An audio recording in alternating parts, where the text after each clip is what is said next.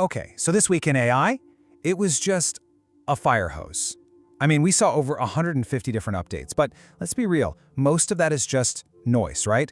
So we've done the hard work for you. We've sifted through all of it to find the stuff that actually matters, and we're going to look at both the incredible promise and, yeah, the pretty serious peril of where all this is headed. And this quote just nails it. Most AI news is just hype, but this week, 4 things genuinely changed the game. That's exactly what we're going to do today. We're going to break down those 4 game changers. We're talking about a huge land grab for users, an AI that's basically becoming your new coworker, a humanoid robot that's actually ready for mass production, and a really startling story that, you won't believe this, starts with a bag of Doritos. All right, first up, the great AI land grab. I mean, the global race for who's going to own this space is just getting hotter and hotter. And right now, the new battlefield, it's India, one of the biggest, most critical markets on the entire planet. So, check this out. OpenAI just did something pretty radical in India. You know the premium ChatGPT Pro plan? The one you pay for? Well, now it's 0 rupees. Totally free. For a whole year. No trials, no sneaky fees, just the full, powerful version handed out. And this is without a doubt a huge strategic play. You gotta understand, India is the world's second largest AI market.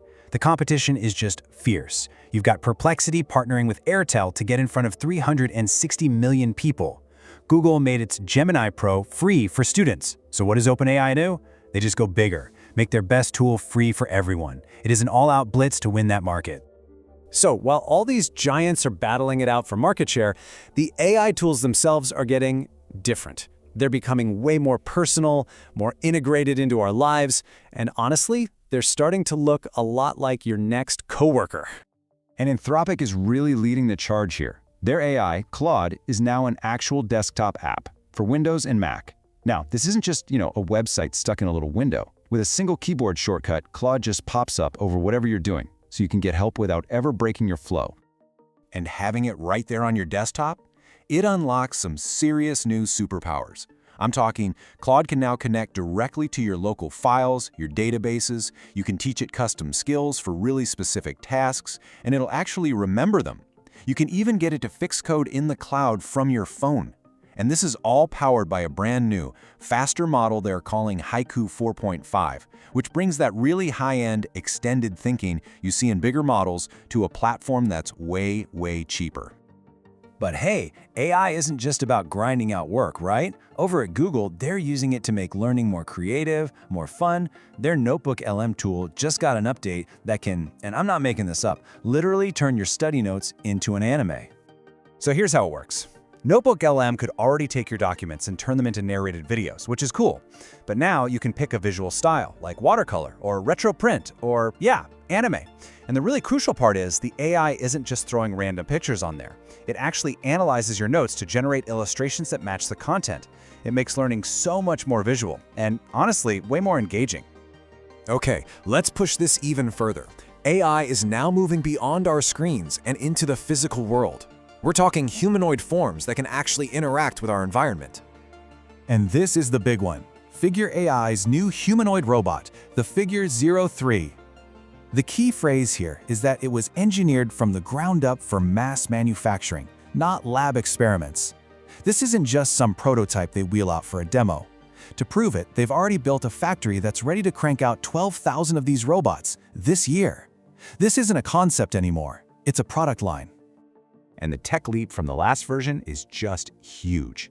Figure 03 sees the world with way less delay because of faster cameras. It's got new cameras in its palm so it can see what it's doing in tight spaces. Its fingertips are so sensitive they can feel the weight of a single paperclip.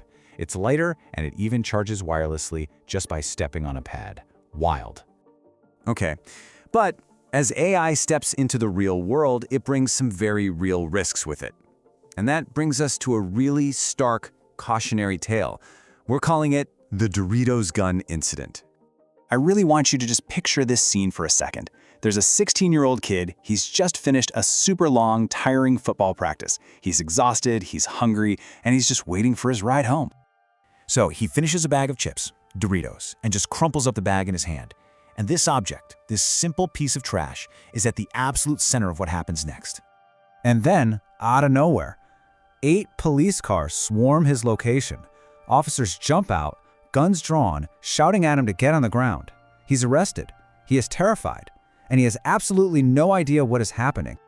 Now, this is a true story. An AI gun detection system saw that crumpled Doritos bag and flagged it as a firearm.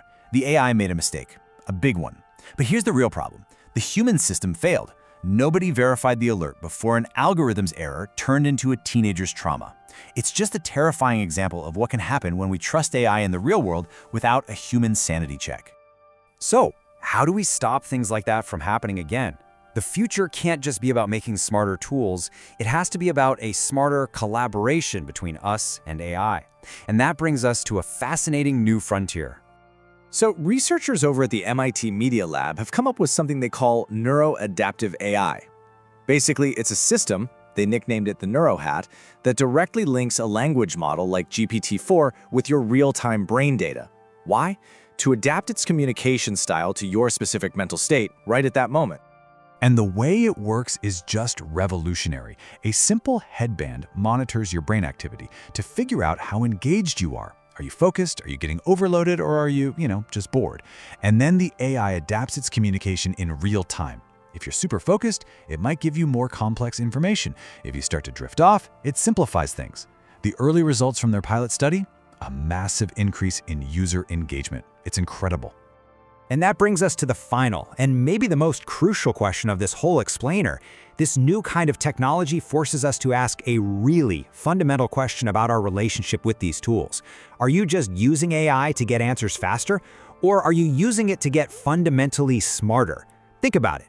Are you automating yourself out of a job, or are you augmenting yourself into a position where you're irreplaceable?